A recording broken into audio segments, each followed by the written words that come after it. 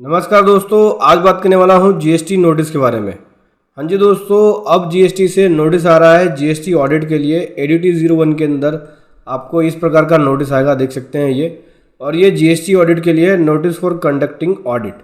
लगातार यहाँ पे 2018 से लेकर 2022-23 तक किया जा रहा है ऑडिट। तो 18-19, 19-20, 20-21, 21-22, 22-23, तो लगभग 5 साल का ऑडिट इकट्ठे ही किया जा रहा है और इसके लिए नोटिस है, डिपार्टमेंट से नोटिस आने लगा है। चलिए समझेंगे डिटेल में कि कैसे आपके पास नोटिस आएगा और कौन से सेक्शन के अकॉर्डिंग नोटिस आएगा, और नोटिस से पहले हमें किन बातों का ध्यान रखना चाहिए। बहुत सारी चीज़ें समझने को मिलेंगी, बहुत कुछ सीखने को मिलेगा इस वीडियो के अंदर, बहुत कुछ समझेंगे। उससे पहले बताना चाहूँगा, जो भी भाई बंधु मेरे चैनल पर पहली बार है, इस वीडियो को पहली बार देख रहे हैं, जिन्होंने अभी तक सब्सक्राइब नहीं किया, सब्सक्राइब कर लीजिए। साथ ही साथ बेल आइकन पे भी क्लिक कर लीजिए ताकि इस तरह का कंटेंट आपको मिलता रहे। सबसे पहले इस नोटिस को समझने से पहले सेक्शन समझ लो कि ऑडिट का सेक्शन कहाँ पे है। तो सेक्शन 65 ऑडिट के बारे में बोलता है, ऑडिट बाय टैक्स अथॉरिटी। यहाँ पे जो ऑडिट होगा वो जीएसटी डिपार्टमेंट के द्वारा होगा, जीएसटी एक्ट के अकॉर्डिंग। एक ऑडिट होता है जो आपका चार्टर्ड अकाउंटेंट करता है, आपका ऑडिटर करता है। जो भी आपका सीए है वो आपका ऑडिट करता है, वो इनकम टैक्स एक्ट के अकॉर्डिंग है, वो ऑडिट होता है। वो आपका जीएसटी ऑडिट भी करता है जब वो इनकम टैक्स ऑडिट करता है, तो क्योंकि वो जीएसटी के कंप्लायंस को भी साथ में देखते हुए चलता है। ये एनुअल रिटर्न फाइलिंग करते हैं जीएसटीआर 9 और 9C, तो उस समय आपका जीएसटी ऑडिट होता है। तो उस समय अगर आपकी बारीकी से और अच्छे से ऑडिट हो गई है, तो जब डिपार्टमेंटल ऑडिट होगा, यानी जब ऑडिट टैक्स अथॉरिटी करेगा, तो उस समय बहुत कम ही डिस्क्रिपेंसीज निकलेंगी, बहुत कम ही मिसमैच या मिस्टेक्स निकलेंगी। तो सेक्शन के बारे में समझते हैं, सेक्शन क्या बोलता है ये। तो देखो, कमिश्नर या उसके द्वारा कोई भी ऑथराइज पर्सन यहाँ पे ऑर्डर पास करके ऑडिट को कंडक्ट कर सकता है, उसके पास पावर है। सेक्शन 65 सबसेक्शन 1 के अंदर। सबसेक्शन 2 क्या बोलता है, ऑडिट जो है वो रजिस्टर्ड पर्सन के बिजनेस प्लेस पे कर सकता है या फिर अपने ऑफिस में डॉक्यूमेंट्स या रिकॉर्ड्स को मंगा सकते हैं।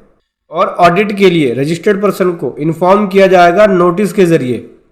कम से कम 15 दिन पहले उनको नोटिस दिया जाएगा ऑडिट के लिए कि भाई आपका ऑडिट होगा और ये टाइम पीरियड है, इस टाइम पीरियड के अंदर, इतने दिन के अंदर, मतलब 15 दिन का टाइम होता है। 15 दिन के अंदर आपका ऑडिट होगा। जब भी नोटिस आएगा तो आपको 15 दिन तक का टाइम दिया जाएगा कि भाई आपके बुक्स ऑफ अकाउंट्स का ऑडिट होना है, इतने तारीख से आपका ऑडिट शुरू कर देंगे। और ऑडिट को कंप्लीट करना होगा with in the period of 3 month. जिस डेट से ऑडिट शुरू हुआ है, 3 महीने के अंदर ऑडिट को कंप्लीट करना होगा, ठीक है।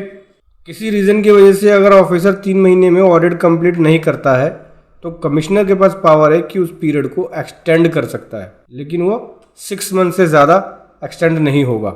ऑडिट के दौरान पे ऑथराइज पर्सन जो है, रजिस्टर्ड पर्सन है, वो प्रेजेंट होना चाहिए।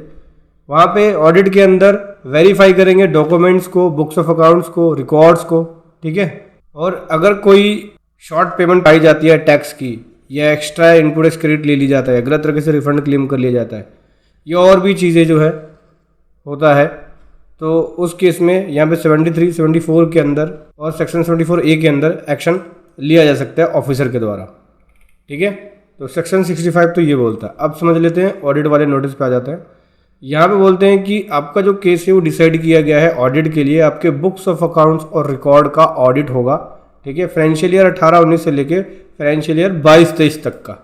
सेक्शन 65 CGST एक्ट में डिफाइंड है, ये है सेक्शन 65 कि ऑडिट किया जाएगा, उसके अकॉर्डिंग होगा।